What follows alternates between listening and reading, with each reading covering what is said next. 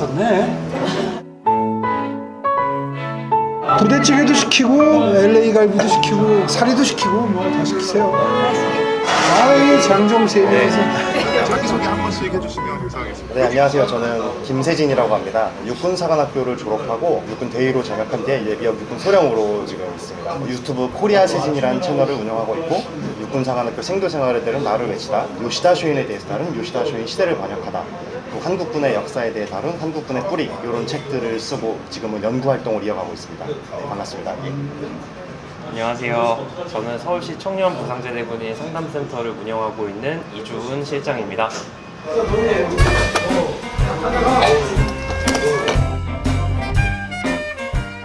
오물풍선 때문에 지난주에 신원식 국방장관께서 전군 일요일 정상 출근을 지시를 했었습니다. 비상소집이 아니라 정상 출근. 이것 때문에 군인들의 이 불만과 이 복무 불만족도가 되게 높아졌었거든요.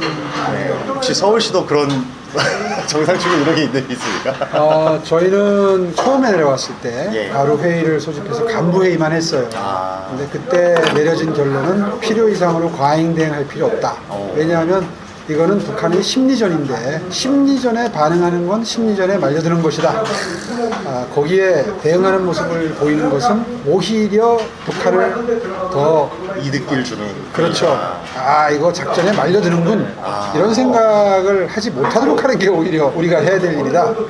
그래서 일체 반응하지 않는 것으로 하고, 그 대신 이제 떨어진 거는 혹시 위해가 될 수도 있으니까 최대한 신속하게 치우는 걸 목표로 움직이자. 그런 방향으로 일을 했습니다. 국방부는 국방부 나름대로 반응을 일정 부분은 해야 될 필요성도 있었을 거예요. 라면은 끓으니까 일단 먹읍시다. 네. 콩나물을 같이 먹어야 맛있어요.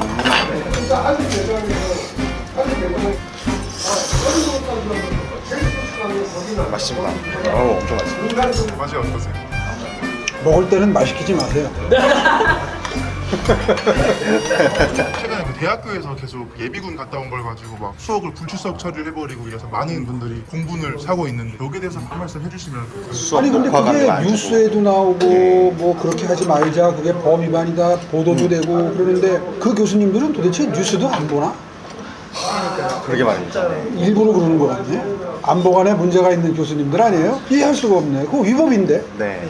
이렇게 뭐 예비군 홀대 논란이 계속 여기저기서 일어나고 있는 와중에 서울시는 예비군 무료 수용버스 정책으로 예비군분들을 되게 챙기려고 많이 노력들을 하고 있거든요. 이 정책은 처음에 어쩌다가 이제 시작을 하게 되신 건가요? 나도 옛날에 불편을 느꼈던 적이 있고, 이게 이제 잊고 있다가 맞아, 그거 정말 불편했었어. 이거 어떻게든 해결해 드려야 되겠다. 이런 그냥 뭐 단순한 생각으로 한 건데 생각보다 굉장히 반향이 크네요. 그거 엄청 큽니다. 예비군 훈련 받으러 갈 때 이동이 항상 제한됐었는데 막 기다리고 막 엄청 피곤하고 그런데 서울시에서 완전히 해결해 주시니까 그거는 진짜 예비군 입장에서도 뭔가 예우받는 느낌이 들고 정말 큰 효과가 있는 정책인 것 같습니다. 그래서 처음에는 또 예산을 충분히 배정을 못했어요. 나중에 수방사 예하 사단장님하고 모임할 때가 있었는데 네네. 사단장님들이 조심스럽게 말씀하시더라고. 근데 사실 예산이 조금 부족합니다. 그 당연히 부족한 거 보충해드리겠습니다 해갖고 지금 아마 다 예산이 나갔을 거예요. 네네. 그래서 저희가 가장 또 먼저 군을 관련해서 챙겼던 정책이 청년 부상 군인 제대센터거든요. 그게 어떻게 만들어지게 됐는지 수장님이 한번 살짝 그 히스토리를 말씀해 주시면. 저는 19년도에 경기 작전하다가 지뢰를 밟고 다쳤는데, 처음에 다쳤을 때는 제 소대원들과 저희 부대 간부들이 저를 챙겨주는 거 보고 너무 고마워서 계속 군 생활을 하고 싶었거든요. 근데 그러고 나서 다친 상태로 복귀하고 나니까 바뀐 거는 제가 발이 잘리고 장애인이 됐던 건 별로 없더라고요. 그러면서 이제 관련 규정이나 법을 찾아봤는데 너무 부족한 게 많다고 느꼈어요. 그러면서 이제 전역하고 저처럼 다친 군인들을 돕는 일을 해야겠다 하고 계획 없이 일단 전역하겠다라고 보고를 한 상태였는데, 그러다가 이제 21년 6월 25일 제 생일이었거든요. 그날 시장님과 간담회에서 이렇게 뵙게 되고 말씀을 드렸죠. 근데 사실 시장님께 말씀을 드리면 안 된다고 처음에 생각을 했어요. 왜냐면 시장님 주관 행사인데 괜히 저 이거 해달라 하는 게 아니라고 생각을 했고, 또 현역이었고 되게 조심스러웠는데 용기를 내서 말씀을 드렸더니 시장님이 그러면 아까 대변인 명함 받았으니까 연락해보세요 이러시더라고요. 그러고 바로 그때 보훈복지팀의 김정미 팀장한테 연락이 와서 그게 시작이 됐던 거예요. 네. 저도 오늘 시장님 뵈면 여쭤보고 싶었던 게 제가 그렇게 딱 말씀드렸을 때 무슨 생각이셨을지 궁금했어요. 전 사실은 그렇게 말씀해 주시는 게 너무 고마워요. 정책 아이디어를 얻을 수 있잖아요. 나는 늘 정책 아이디어에 굶주려 있어요. 근데 그날 그 얘기를 딱 듣는데 이거 필요한 건데. 네. 아니 나라를 위해서 국방의 의무를 다하러 갔다가 훈련을 받을 때든 근무할 때든 다쳤는데 그거를 공상으로 인정받기 위해서 내 돈을 들여가지고 소송을 해야 된다? 네. 그 누가 봐도 잘못된 거지. 네. 그러면 그걸 누가 도와줘야 돼? 지자체가 도와주는 게 맞겠더라고. 정부는 기준을 세우고 그 기준 밑에는 인정 안 해주고 소송해서 이기면 그때부터 인정해주고 이렇게 함으로써 지나치게 남발되는 거나 오용되는 것 또 이걸 또 속이는 사람들도 있거든 가끔. 그렇죠. 그러니까 그런 경우를 예방하기 위해서 기준을 설정하는 것이고 소송하는 분은 억울하니까 소송을 하는 것이고 근데 내 돈 들여서 내가 시간 뺏겨 에너지 뺏겨 속상해 돈 들어가 이런 소송을 하는 게 사실 그거는 바람직하지는 않죠. 네. 그럴 때 지자체가 할 일이 있겠다는 게 딱 직관적으로 느낌이 오는 거예요. 그래서 그때 바로 수용을 한 거죠. 이런 군에 대해 얘기하다 보면 아무래도 대다수가 가는 게 일반병이다 보니까 뭐 일반병의 처우 개선 이런 아젠다에 집중이 될 수밖에 없잖아요. 근데 요즘에는 또 반대로 군 간부나 장교분들의 처우가 너무 열악해서 다들 막 전역을 하시고 뭐 이런 문제들이 많이 언급이 되고 있는데 거기에 대해서 한번 말씀해 주시면. 실제로 병 봉급 200만 원이라는 게 여야 가리지 않고 정책으로 나왔고 그게 실현이 되고 있다 보니까 소위 하사들이 병장보다 월급을 적게 받는 현상들이 생기고 있습니다. 그러다 보니까 ROTC 지원을 아예 안 하고 그냥 병사로 갔다 오고 뭐 이런 현상들이 나타나서 일단 초급 간부단이 무너지고 있고 또 그걸 본 중간 간부들도 우리도 더 나아질 거라는 보장이 없고 뭐 이런 식의 사회적 흐름이 있다 보니까 지금 전방부대에 사람이 없습니다. 그래서 훈련을 하려면 옆부대에서 꼬아야 되고 탱크는 있고 포는 있는데 그걸 운영할 사람이 없어서 지금 완전히 구멍이 숭숭숭 뚫리고 있는 상황입니다. 그래서 작년 같은 경우에는 한 개 사단 규모의 중급 간부가 전역을 해버렸습니다. 1만 명 이상이 역대 최대 규모로.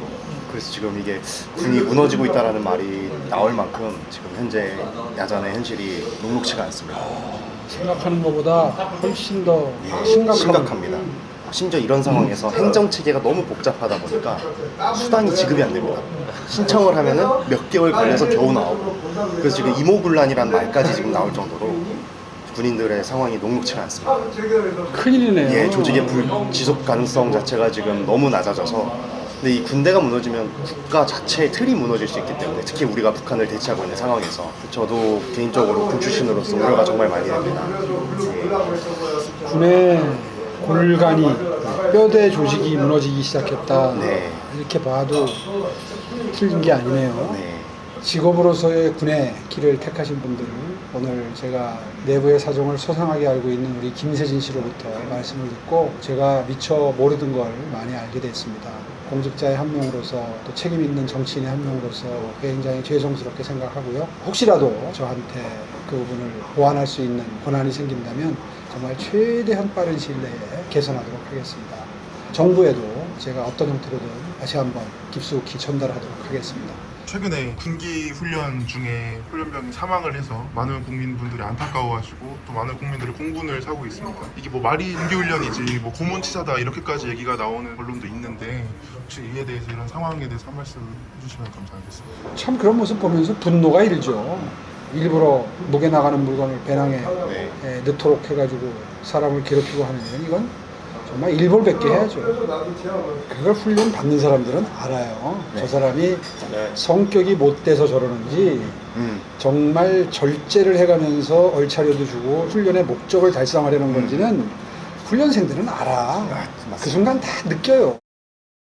며칠 동안 시장님 별명 하나 생기셨어요. 밀리언 셀러. 그 별명 생기신 거 너무 기쁘실 것 같아요.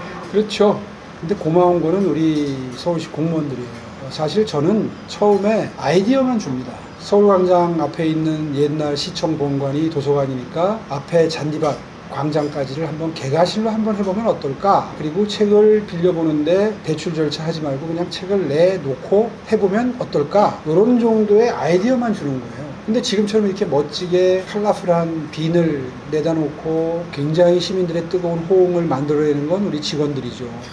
또 기후동행 카드도 마찬가지예요. 아, 예. 저는 독일에서 이 제도를 시행하는 걸 보고 무릎을 치고 이거 우리도 했으면 좋겠다. 이거 한번 할 수 있도록 검토해 보세요. 이게 내가 한 말에 답니다.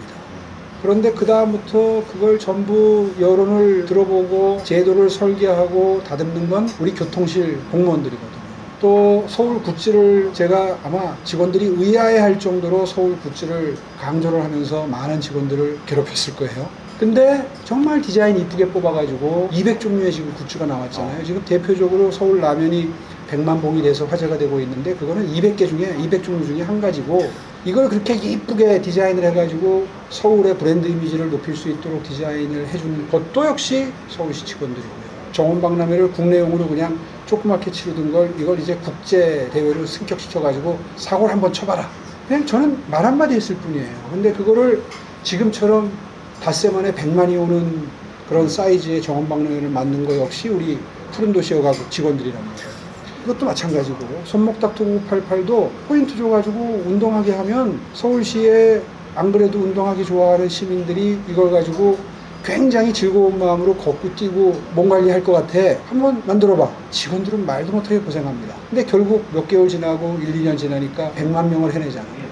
그런 걸 보면서 밀리언셀러 오세훈이라고 불러주지만 사실 밀리언셀러는 우리 서울시 직원들이 만든 거다. 그런 생각을 했습니다.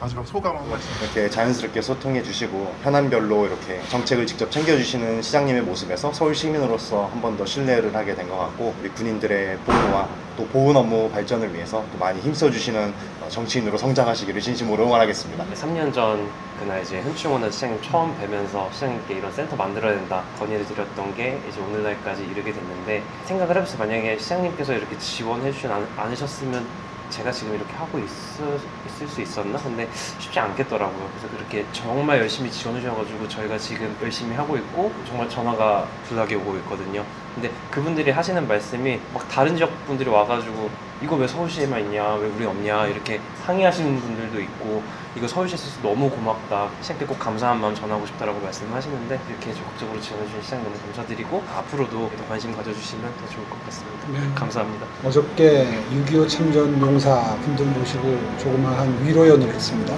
그 자리에서 참 복잡하더라고요, 생각이.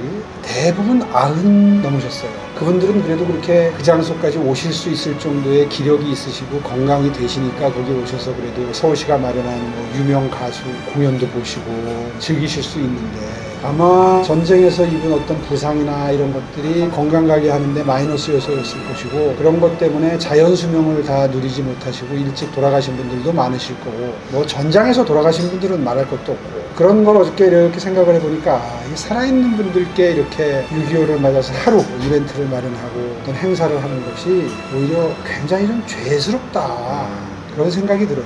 특히 어저께 6.25 노래 부르면서 그런 생각이 들어요. 전후의 시체를 넘고 넘어 뭐 이런 가사가 있잖아. 그분들은 정말로 전후의 시초를 넘고 고지전을 치렀던 거예요. 이제 그분들이 지켜낸 휴전선 덕분에 서울이 지금 있는 거예요. 이제 이런 거를 6월 달에는 한 번 정도는 생각을 해야 된다. 막 그런 의미에서 하나 오늘 이렇게 든든한 두 분 모시고 이 자리가 마련이 된 것 같은데 앞으로 그런 그 현충일 행사 같은 걸 할 때에도 정말 진심으로 젊은 사람들이 행사에 참여할 수 있는 형태의 행사를 기획을 하려고 해요. 옛날에는 그냥 뭐 쭉 앉아가지고 옛날에 참전하셨던 분들 모셔놓고서는 그냥 애국가 부르고 뭐 이렇게 하고 그냥 한 30분씩 하고 끝. 그게 현충일 행사였어요. 네. 근데 올해부터 좀 다른 시도를 한번 해봤는데 매우 느껴진 바가 많았고 그래서 며칠 전에 지시를 했습니다. 특히 이런 보훈 행사 같은 경우에는 젊은이들이 자발적으로 참여할 수 있는 그런 형태의 이벤트를 한번 잘 기획을 해봐라 얘기를 했고 이미 한번 실험적으로 해본 거를 이제 바탕으로 해서 아마 성공적으로 할 수 있을 것 같아요. 내년부터 아마 빠르면 올해 8.15 행사부터 그렇게 하게 될 텐데 많은 참여를 부탁드립니다.